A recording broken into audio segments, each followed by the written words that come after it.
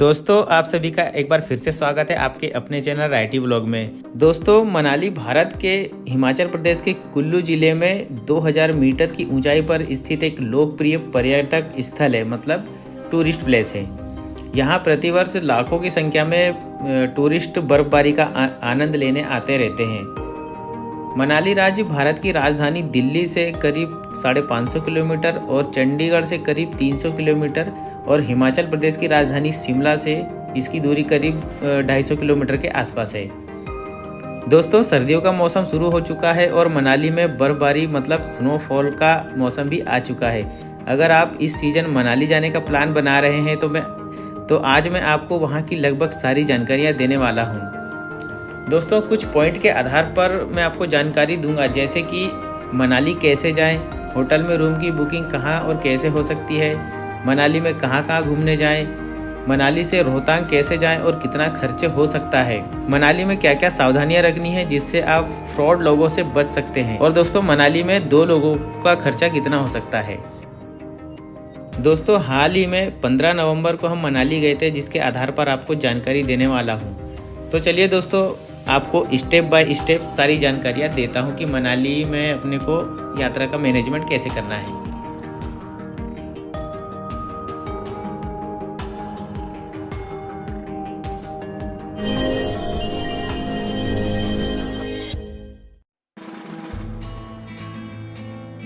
दोस्तों सबसे पहले बात करते हैं मनाली कैसे जाएं। दोस्तों मनाली तक कोई भी ट्रेन नहीं चलती है, इसलिए आपको चंडीगढ़ रेलवे स्टेशन से या दिल्ली से बाई रोड जाना होगा। यहाँ से आपको प्राइवेट टैक्सी और बस मिल जाएगी। अगर आप वॉल्वो बस से जाते हैं तो करीब 1200 रुपये तक देने पड़ सकते हैं, लेकिन वॉल्वो बस से आपका सफ़र भी बहुत अच्छा हो सकता है।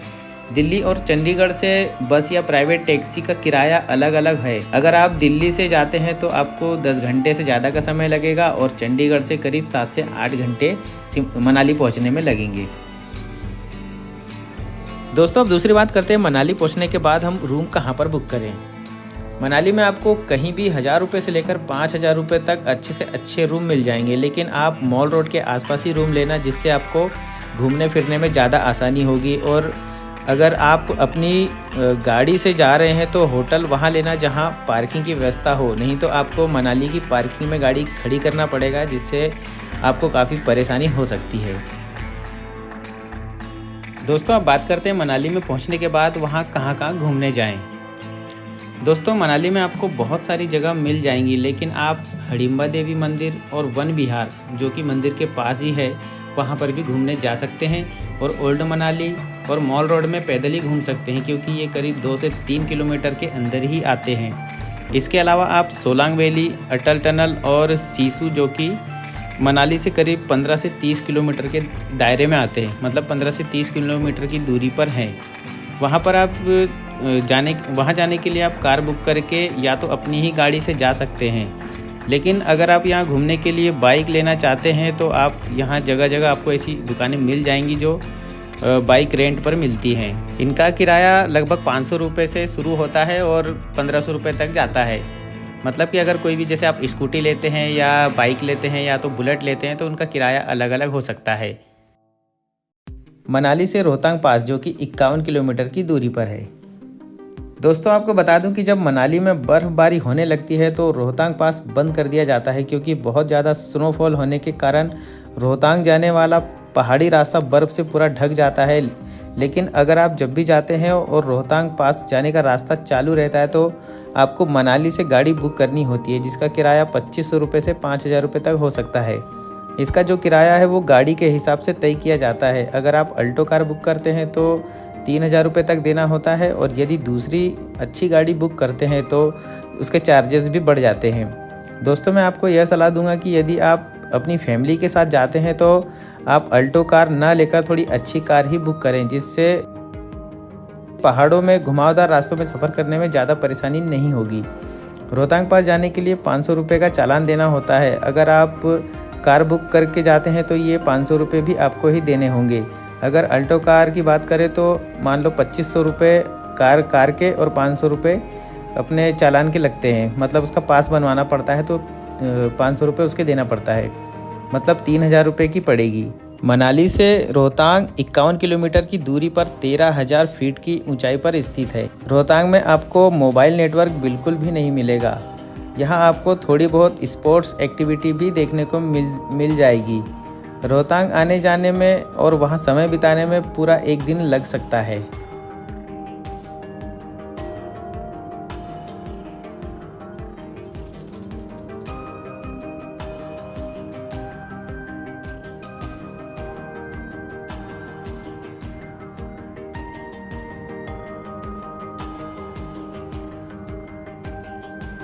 दोस्तों, अब सबसे महत्वपूर्ण बात करते हैं कि हमें वहाँ क्या क्या सावधानियाँ रखनी है।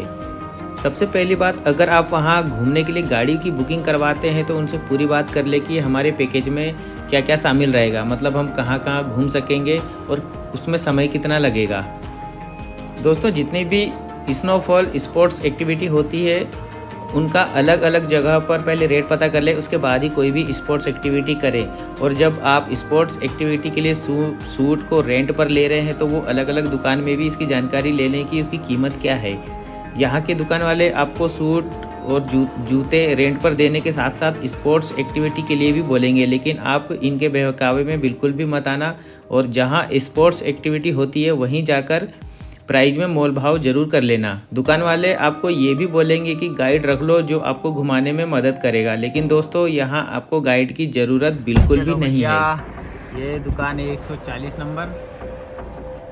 चला, यहाँ पे दुकान 140 है। हम लोग ने यहाँ से सामान लिए थे, ये कोट वगैरह। और कोई भी वीडियो देखेगा ना तो इस दुकान पे तो बिल्कुल भी मत आना। और यहाँ पे जितने भी दुकान है ना, दुकान वाले लोगों के चक्कर में बिल्कुल मत आना, क्योंकि ये लोग लूटते हैं। हाँ, लूटने का काम करते हैं जबरदस्ती। ये कपड़े तो ठीक था, वैसे लेने लायक है, जूते भी लेने लायक है। 200-250 रुपए के में एक जन का मिलता है। लेकिन ये जो एक्टिविटी के बारे में बोलते हैं, जैसे सिर्फ पैसे कमाने का देखते हैं यहाँ पर, करते हैं। क्योंकि हमको बोला कि रोहतांग में बोले सब कुछ है, वहाँ पर जो जिप लाइन वाला जो एक्टिविटीज बहुत सारी है, लेकिन वहाँ पे ऐसा कुछ भी नहीं है। कोई हमारा ब्लॉग देख रहा हो तो उनको भी यही बता दूँ कि आने से पहले अच्छे से जानकारी जरूर ले लेना। दोस्तों, अब आखिरी में बात करते हैं कि हमको मनाली टूर में 2 व्यक्ति का कितना खर्चा हो सकता है। आपको बता दूं कि मनाली तक पहुंचने में आपका बस या प्राइवेट टैक्सी का किराया अलग अलग जगह से अलग अलग हो सकता है। मैं आपको सिर्फ मनाली के खर्चे के बारे में ही बताता हूं। अगर आप मनाली 2 दिन के लिए जा रहे हैं तो आपको करीब होटल खर्च 3,000 रुपये, और सोलांग वैली, अटल टनल और सीसू तक जा रहे हैं तो 3,000 रुपये टैक्सी के लगेंगे, और खाने पीने में करीब 2,000 रुपये लग सकते हैं। इसके अलावा अगर रोहतांग जाना है तो आपको 3 दिन लग जाएंगे, जिसका खर्चा आपको 5,000 रुपये और अधिक पड़ सकता है। दोस्तों, देखा जाए तो रोहतांग पास को छोड़कर मनाली घूमने में 2 व्यक्तियों का खर्चा 8,000 रुपये के आसपास होगा। दोस्तों, हमारी बात करें तो हम 2 दिन रुके थे, जिसमें हमारे रूम का खर्च 2,800 रुपये का और खाने का लगभग 1,200 से 1,500 रुपये के आसपास लगा था। और हम अपनी गाड़ी जो कि दिल्ली से बुक करे थे उसी में ही घूमे थे। दोस्तों, इस चैनल पर हमारे 2 से 3 दिन यात्रा का फुल वीडियो भी आने वाला है, जो आप देख सकते हैं। एक जानकारी और बता दूं कि हमारा एक और चैनल है जिसमें हमारा डेली व्लॉग वीडियो आते हैं। उसमें भी हमारे मनाली और रोहतांग का सारा वीडियो मिल जाएगा, जो 15 से 18 नवंबर तक का है।